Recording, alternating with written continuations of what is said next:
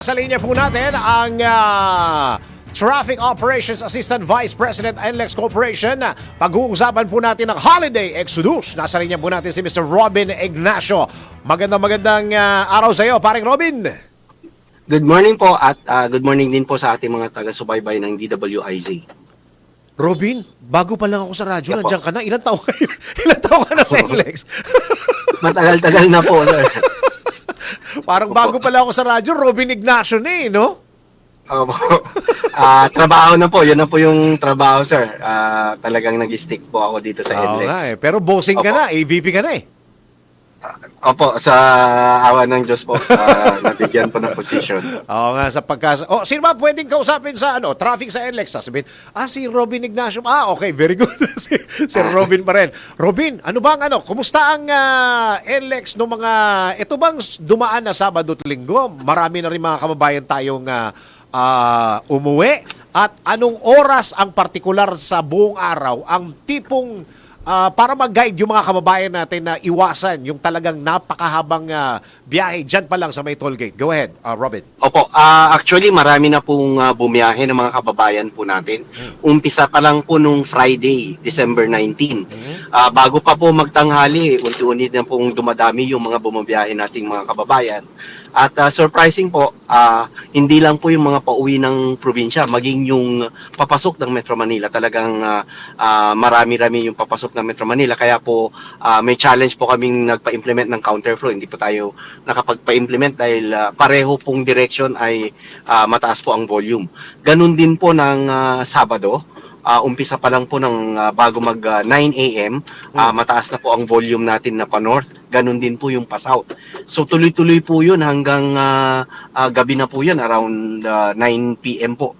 So masasabi natin na yung dalawang araw na yun ay marami po talagang bumiyahe ng pauwi ng probinsya. Bagamat marami rin po yung pumasok ng Metro Manila. Pero kahapon, Sunday, light traffic po tayo. Fast moving po yung ating naging traffic both directions. At ganun din po yung ngayong umaga, hindi po ganun karami yung pumasok ng Metro Manila. Bagamat kami po ay nag-implement pa rin po ng counterflow kasi usually Monday mataas po yung volume natin. Pero hindi po ganun karami yung na-monitor natin na bumalik ulit ng Metro Manila. Okay. Balikan ko na yung sinabi mo, yung Friday, dalawang volume yan. Yung una, yung mga pauwi at yung usual na pumapasok sa trabaho, Friday, tapos yung Friday na uwi. Parang ganun yung sinasabi. Dalawang volume ang pinag-uusapan natin, Robin.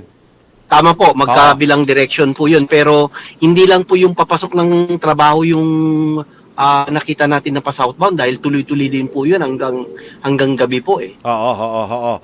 So, parang ina-expect ba natin yung ganyan ulit?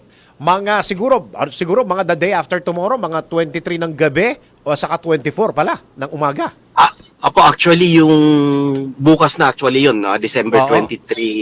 Opo, ine-expect po natin ulit na medyo marami po ulit yung babiyahe, lalong-lalo na yung pauwi ng probinsya. Tuloy-tuloy po yan siguro hanggang gabi, and then yung 24, kung meron man po, hindi na po siguro ganung karami yung volume natin na pauwi.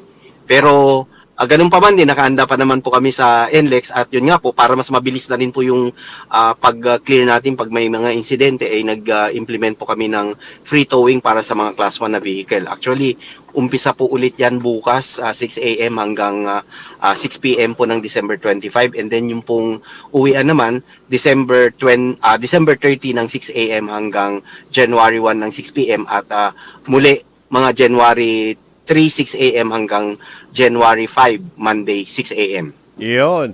At saka remind, yung sinabi mo kanina, free towing para sa class 1. Class 2, class 3, hindi. Hindi po, kasi puro mga class 1 halos sir yung bumabiyahe pag ganitong araw. Opo. So yung class 1, hanggang kailan ang free towing ninyo? Bali yung pinakahuli po, January 5, yung nakabalik na po yung ating mga kababayan na nagbakasyon.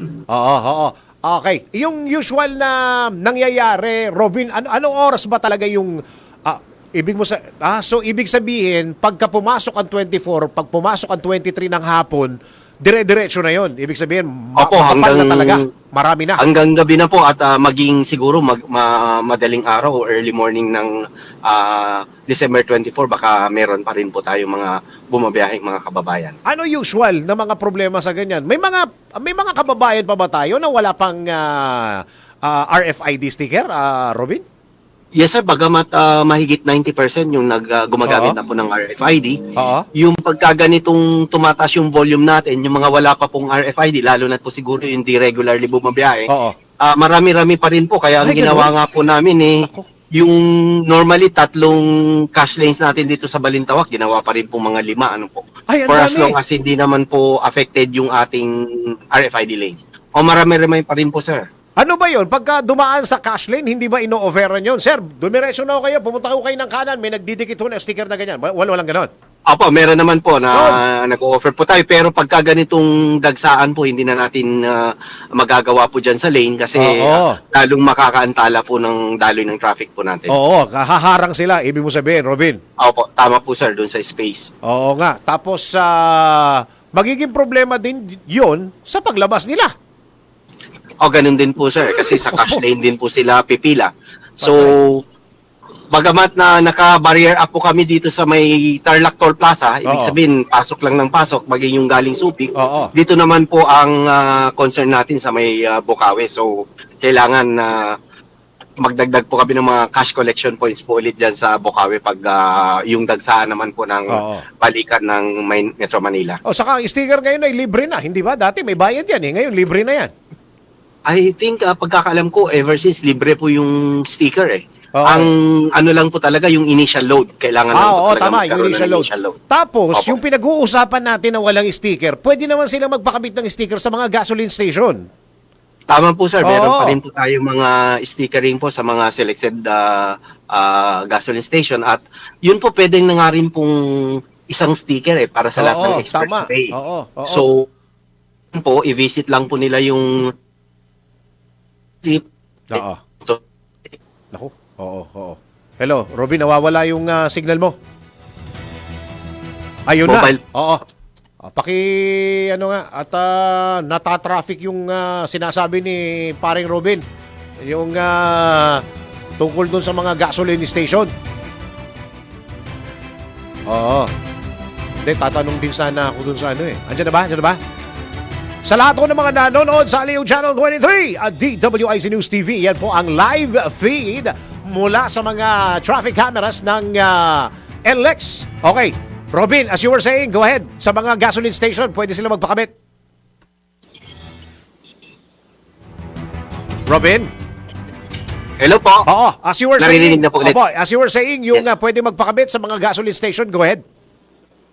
Opo, yun nga yung sinasabi natin, i-visit lang po nila yung website ng EasyTrip tsaka AutoSweep para makita po nila yung kung saan po sila malapit pwede magpakabit. At isa na lang po pwede na pong isa na lang yung pakabit at 2 accounts na po yun. Oo. Ito bang, kayo din ho ba nagkokontrol ng SCTEX at saka T-Plex? O hanggang SCTEX lang? Hanggang SCTEX lang po, Connector Road, NLEX Connector Road, NLEX at saka SCTEX po. Ayun, kasama ang SCTEX. Yes po. Oo. Yung bang pagsikip ng ito para diretso na, Robin, doon sa mga kababayan natin, doon sa pagsikip sa SCTEX, parehas din ba ng oras ng pagsikip sa NLEX o magkakaiba? Minsan halos pareho sir, pero mas maano po dito sa NLEX kasi doon sa SCTEX yung galing lang po talaga na further down north pero Oo. dito sa NLEX marami pong galing Pampanga, galing Bulacan, kaya dito po ay mas madalas nagsisikip po dito sa NLEX. Oo. Saka meron din kayong cash lane doon, ano? Meron din po, sa lahat pa rin po ng toll plaza natin, meron pa naman pong cash lanes tayo. Yun. Yun bang problema natin sa mga toll gate, yung pagbasa ng mga sticker? Ala na tayong problema diyan, Robin? Sa tingin ko po ay talaga malaking improvement na po yung ating mga readers. So, pagka nakakaramdam po o nakaka-experience po yung ating mga kababayan na merong problema, kasi meron at meron pa rin po, maaring pa-check na po nila yung kanilang sticker, baka palitin na po ito.